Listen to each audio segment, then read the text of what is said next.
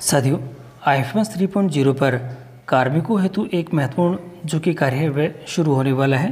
यानी आईएफएमएस 3.0 पर एसएसओ द्वारा प्रोफाइल अपडेट करनी पड़ेगी और ये जो कार्य है वह एम्प्लॉय सेल्फ सर्विस पोर्टल के माध्यम से होगा।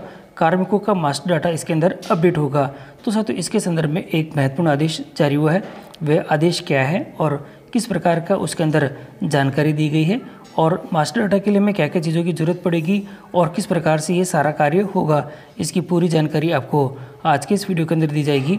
तो आप वीडियो को शुरू से अंत तक ज़रूर देखें और यदि आप हमारे चैनल पर नए हैं तो चैनल को सब्सक्राइब करके रखें, जिससे कि इस प्रकार के जो अपडेट हम आपके लिए लेके आते हैं आपको सबसे पहले हमारे चैनल के माध्यम से प्राप्त होते रहे।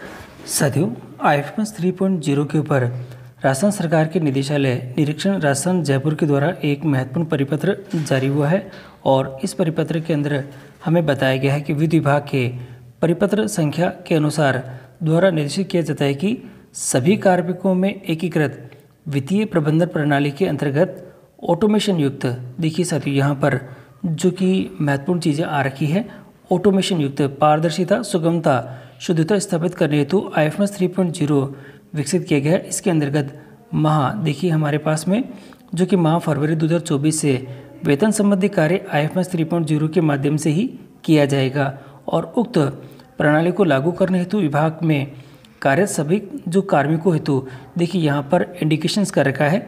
सभी कार्मिकों के डेटा का आईएफएमएस 3.0 पर अद्यतन करके प्रमाणीकरण किया जाना है। विभाग में कार्यरत सभी कार्मिकों को निर्देशित किया जाता है कि वे अपने, देखिए साथियों, सभी को निर्देशित किया जाता है कि वे अपने जो एसएसओ के माध्यम से लॉगिन करके यहाँ पर आईएफएमएस 3.0 में एम्प्लॉय सेल्फ सर्विस यानी ईएसएस में जाकर अपने प्रोफाइल में आवश्यक वांछित प्रविष्टियों को अद्यतन करें। यानी कि आपको इसमें लॉगिन करना है और लॉगिन के संदर्भ में मैंने अपना एक वीडियो बना रखा है कि किस प्रकार से आप लॉगिन करेंगे। तो वह देखने के लिए आपको ऊपर आई बटन में उसका लिंक मिल जाएगा, जहाँ पर उसको क्लिक करके इसका लॉगिन का ऑप्शन आप यहाँ पे देख सकेंगे। और यहाँ दे रखा है यदि किसी कार्मिक के जन आधार के डाटा, देखिए साथियों यहाँ पर अब महत्वपूर्ण चीज़ आ गई है, जन आधार का डाटा।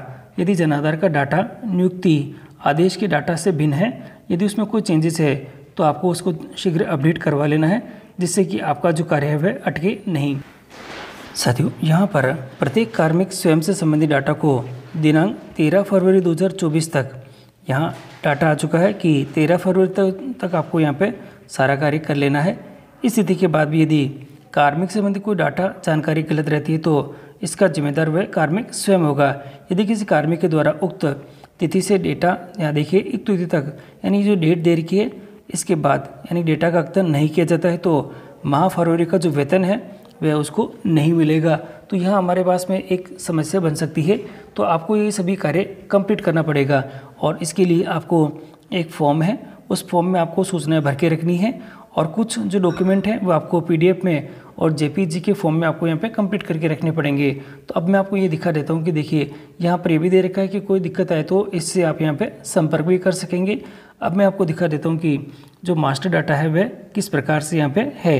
तो देखिए साथियों, ये जो एम्प्लॉय डिटेल दे रखी है और इसके अंतर्गत जो सभी सूचनाएं हैं वह आपको यहाँ पे फिल करनी पड़ेगी और ये एक बहुत नॉर्मल सी चीज़ें हैं जो कि आपको यहाँ पे ज़रूरत पड़ेगी। तो आप इन सभी चीज़ों की जो डिटेल है भर के रखें और ये जो आपके पास एम्प्लॉय डिटेल का जो मास्टर डाटा का जो फॉर्म दे रखा है ये मैंने अपने टेलीग्राम ग्रुप में शेयर कर दिया गया है, तो वहाँ से आप इसको डाउनलोड भी कर सकेंगे और टेलीग्राम का जो लिंक है वह डिस्क्रिप्शन बॉक्स में आपकी सुविधा के उपलब्ध है। अब मैं साथियों ये तो मैं दिखा रहा हूँ कि आपको डिटेल सारी इसमें दे रखी है, वह तो आप भर के रखें। अब जो रिक्वायर्ड डॉक्यूमेंट आपको क्या क्या हैं वह मैं आपको यहाँ पे दिखा देता हूँ। रिक्वायर्ड डॉक्यूमेंट के रूप में देखिए आपके पास में यहाँ पर नज़र आ रखे हैं दस्तावेज जो कि हमारे को जो एम्प्लॉय डिटेल फॉर आईएफएमएस 3.0 पर ज़रूरत पड़ेगी वह सारे दिखाई दे रहे हैं। एक तो सेल्फ फ़ोटो आपको ज़रूरत पड़ेगी जो कि जेपीईजी और उसकी जो वैल्यूज़ है यानी कि कितने साइज़ का होगा तो 500 KB का साइज़ का यहाँ पे पासपोर्ट साइज़ फ़ोटो है। डीओ भी दे रखी है, ये भी पीडीएफ की फॉर्म में होगी और 2 MB की यहाँ पे साइज़ है जो कि सेकेंडरी मार्कशीट के रूप में होगी। आधार कार्ड है पीडीएफ में है, 2 MB की साइज़ है। जन आधार है पीडीएफ की फॉर्म में है, 2 MB की साइज़ है।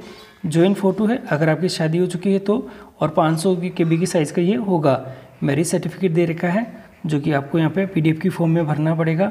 पैन कार्ड है और ये सभी चीज़ें देखिए साथियों यहाँ पर जो सभी चीज़ें दे रखी है ये सभी चीज़ें PDF की फॉर्म में हैं और PDF की फॉर्म में होने से आप आसानी से इसको यहाँ पे देख सकेंगे कि किस प्रकार से। और देखिए ये जो PDF की फॉर्म में होने के बाद साथियों ये सभी चीज़ें PAN card, appointment letter, confirmation letter, joining जो रिपोर्ट है, बैंक पासबुक है, नॉमिनी डिटेल है, जो पे मैनेजर जो आपकी प्रोफाइल कॉपी है, वह सभी।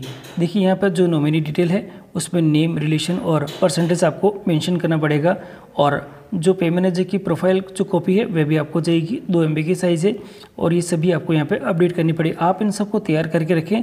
मैं अपने अगली वीडियो के अंदर आपको दिखाऊंगा किस प्रकार से आप इन सभी को यहाँ पे अपलोड करेंगे और आपकी प्रोफाइल अपडेट करेंगे।